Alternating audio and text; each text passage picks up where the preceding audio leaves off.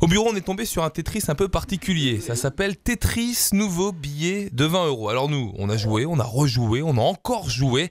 Et on a souvent perdu et encore perdu. Bref, du coup, on n'a jamais pu découvrir le nouveau billet de 20 €. On a donc attendu sa présentation officielle par la Banque Centrale Européenne pour le découvrir.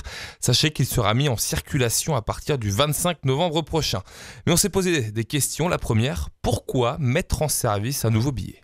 Vous connaissez comme moi l'état dans lequel se retrouve des fois le billet de 5 €, voire de 10 €.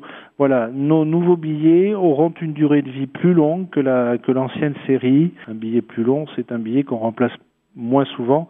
Il faut savoir que la durée de vie moyenne des billets, c'est environ 1 an. La qualité du billet et le savoir-faire de la Banque Centrale Européenne sont des raisons, mais ce ne sont pas les principales.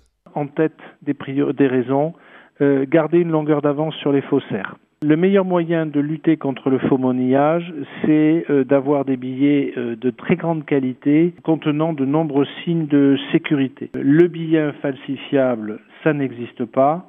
Par contre, le billet difficilement falsifiable, voire très difficilement falsifiable, ça existe. La fraude, beaucoup de commerçants en font l'amère expérience. Pour la contrer, certains n'hésitent plus à s'équiper de détecteurs de faux billets.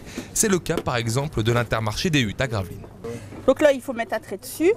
Donc si on voit rien, c'est que c'est un vrai, et sinon ça sera très noir en fait. Surtout qu'on voit qu'on a un petit doute, on barre le billet. D'accord, et comment vous dites, tiens, j'ai un doute sur le billet ? Soit la couleur, au toucher, ou si on a vraiment un doute, quoi. Et sachez qu'il reste 4 billets à renouveler, ceux de 50, 100, 200 et 500 € à raison d'un tous les ans d'ici à 2019.